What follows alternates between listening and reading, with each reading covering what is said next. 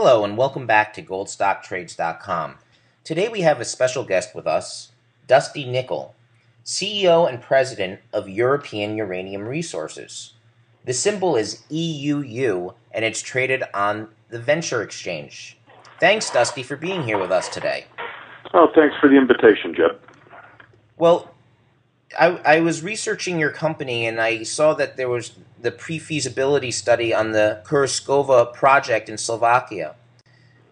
Tell us about some of the highlights of the study and the uniqueness of this asset from a geological and engineering perspective. Yeah, we've just put out this pre-feasibility, which was done by Tetra Tech consultants based in Golden, Colorado.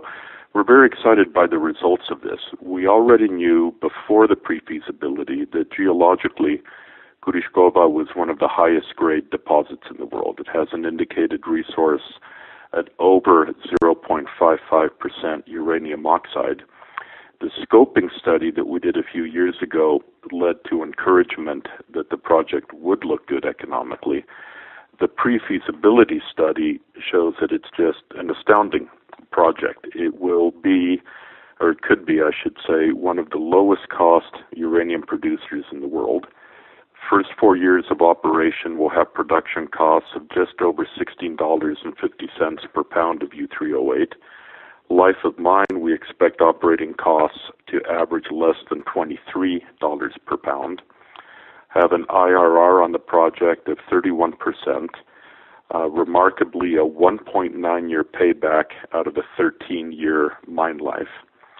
We're looking at a net present value discounted at 8%. We have an NPV on the project of $276 million. Again, though, the main thing about this project and what makes it an absolutely unique project geologically and economically is the grade and the low production costs. It would be one of the lowest cost producing uranium mines in the world. Also remarkable in the engineering work that was done to design this project for pre-feasibility stage design is our demonstration that it can be built with a very small surface footprint and essentially no impact on the environment. This mine is designed to have a surface footprint of less than 5 hectares. It's something less than about 12.5 acres using American measurements. Entirely underground operation, underground processing, underground tailings disposal, everything state-of-the-art using best available technology, but conventional technology that's been around for years. We're not contemplating doing anything new or breaking new ground. It's all proven technology, but designed and optimized to be operated with minimal footprint. Dusty, one of the things that I was interested in when I was researching nuclear power in Europe was that nuclear is a real integral part of Europe and in Slovakia itself. Can you tell us what it's like working in Slovakia? Well, Slovakia is a tremendous place to work. I have to say I've worked in 72 countries in my career, and Slovakia is one of my favorite places to work. As a geologist, it's tremendous geology and a very pleasant place to work. As someone developing uranium resources, Slovakia is a country that gets more than 50% of its power from nuclear, that has a strong commitment to nuclear energy, but that at present doesn't produce any uranium. So it's a very logical place to be doing the work that we're doing. It's a very good place to work. It has a fiscal structure that's conducive to foreign investment. Slovakia in the last 20 years has become a major car manufacturing center because of its encouragement of foreign investment. Within less than 15 miles of the Kuriskova deposit is U.S. Steel Slovakia operation. So it's a country, and within Slovakia, Eastern Slovakia is a region that appreciates the importance of foreign investment and that relies on nuclear power for its energy.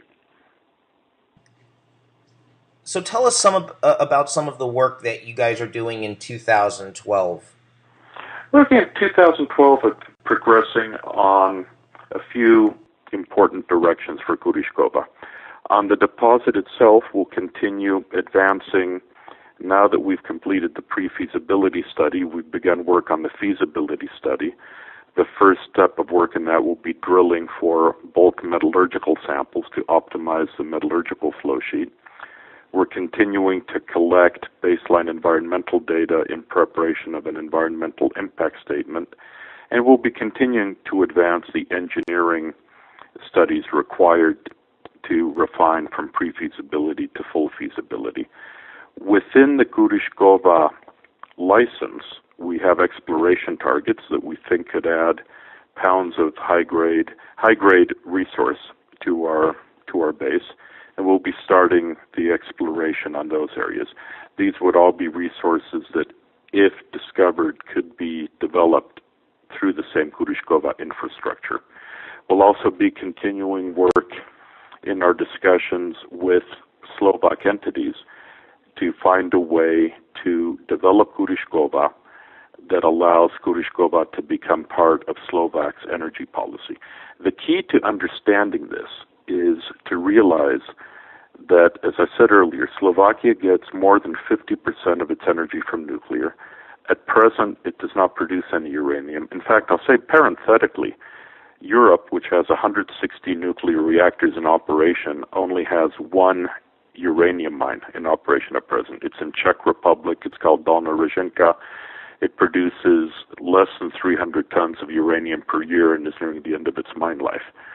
So Slovakia, with the Kuriskova deposit, which, as I've said, could be one of the lowest cost producers in the world, at present does not produce any uranium. Our pre-feasibility study indicates that 25 to 30% of Kuriskova's production would, on an annual basis, would be sufficient to provide Slovakia with all of its domestic uranium needs. We're working toward finding a mechanism through an arrangement with Slovakia, whether it be with a government entity or a private entity. We're open to a number of avenues, but we want to find a way to make that fraction of Kuriskova production that would fill Slovakia's energy needs available for the benefit of Slovakia. And that is a major part of our effort during the next several months, is to define that mechanism. Well, thanks, Dusty, for being here with us today. Well, thank you, Jeb, for the questions. I hope that I've been able to answer them, and I hope I've been able to demonstrate that our company has one of the really remarkable mineral deposits in the world in a jurisdiction that should be encouraging its development, and which we expect to encourage its development. I appreciate your questions, and I hope I've been able to generate some interest in our company. Great. Thanks, Dusty. Thank you, Jeb.